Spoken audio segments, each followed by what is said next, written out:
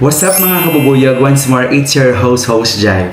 And for today's video ay tuturuan ko kayo mga kabubuyog kung paano magkaroon ng GCash card or GCash cash card or GCash ATM. Kung anong tawag yun doon ay tuturuan ko kayo paano ko nakuha nun. Kaya naman, keep on watching mga kabubuyog.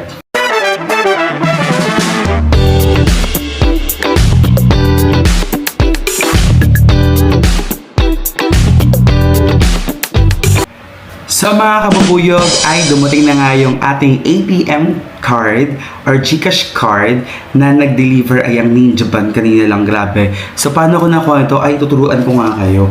So kwento lang ng konti lang, story time. So, last December nga ay nawalan tayo ng wallet kasama yung mga ATM natin at kasama nga doon yung ATM natin na GCash. So, bakit ko kailangan ng ATM ng GCash? Kasi minsan, sa tindahan kasi hindi na available yung mga cash out nila. Diba? Parang ang hassle. Minsan, may ibang tindahan or bibili tayo na hindi available talaga yung QR. So, minsan, puno na. So, kailangan natin mag-withdraw talaga sa ATM machine. Kaya naman, naisipan ko talaga na umorder ulit ng ATM card or GCash card. So, paano ko siya ginawa? Kaya naman, bibigyan ko kayo ng tutorial. So, ito na nga ay, turuan ko kayo. So, pupunta tayo sa application ng GCash. So, i-open natin yung GCash. Siyempre, papasok tayo. Kailangan may password ang GCash natin. So, meron tayong biometric. So, yun na. Next, ang gagawin natin ay hahanapin natin yung card. Ito yung cards. Yan. Click nyo yung cards. Tapos, sa cards, hahanapin nyo yung order a card.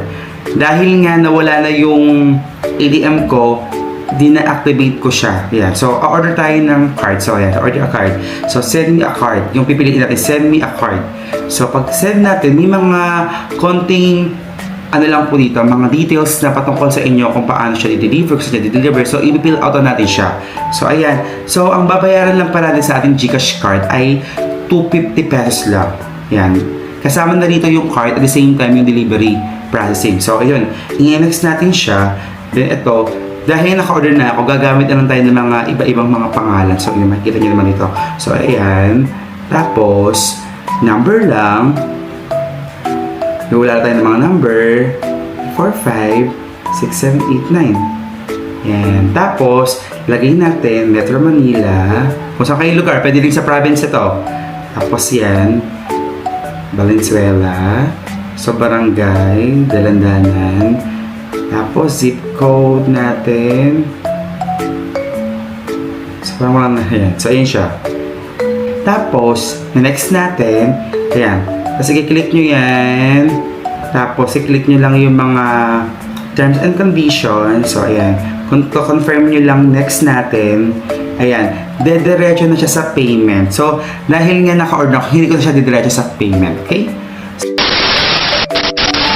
So mga kabubuyog, ito na nga yung ating ATM card from GCash. So talaga napaka maganda siya kasi personalized siya, nakalagay talaga yung pangalan mo dito and the surname. So ngayon mga kabubuyog, ang ituturo ko naman sa inyo kung paano ito i-connect sa ating GCash application. So mga kabubuyog, para naman i-link natin yung ating ATM card sa may GCash app, pupunta tayo sa ating GCash card. So ayan. So nag-load din. So, ayan, ipasok natin yung ating password. I-enter natin yung ating password. Or kung may biometric, i-biometric natin. Next po, ay hahanapin natin ulit yung card. Dito kanina, pag-order ka ng card, kung wala ka pang card, or nawalan ka lang ng card, o order ka ulit ng card. Pero ngayon, dahil may card na nga ako, ililink na lang natin yung ating card sa ating GCash app. So, ang i-click natin ay link my card. So, pag-link ng card, yan. May OTP siyang lalabas. So, ibibigay natin yung OTP natin. So, i-encode lang natin. So, ayan. So, makikita nyo dito, mga kabubuyog, ay ilalagay natin yung last 4 digits ng card. So, which is ito yun. So, 8138. So, hindi ko sasabi. Tapos, yung virtual number, ito rin siya. Hindi kayo mahihirapan kasi nasa likod din talaga siya ng ATM. So, ito siya. yung mauuna yung 2,000 na number. Kailangan mga kabuyog ay tama yung malalagay natin to kasi hindi na pwede kasing maulit kasi baka masayang yung card natin. 2,000.34. And of course mga kabuyog ay dapat i-double check natin yung pag-i-encode ng mga number sa ating application. So pag nalagay na natin yung last 4 digits of the card and then virtual account number, i-next na natin siya. So sa next yan, nagka-processing na siya. Yon! Nakakonect na nakalagay your GCash card is now linked. So ngayon ay magagawa tayo ng ating password or PIN number. So ito.